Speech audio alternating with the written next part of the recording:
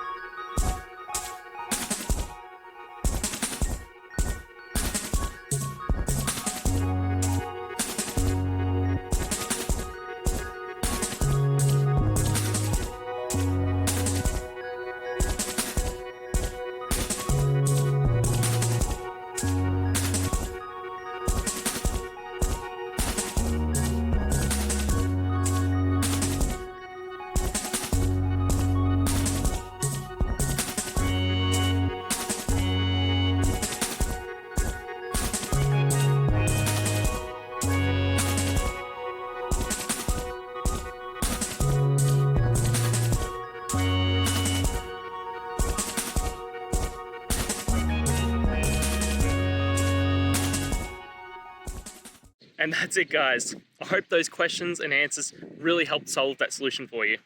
If it did, please hit subscribe. I'd really appreciate it. Now, until you need next technical video, I'll be here. Have a good one.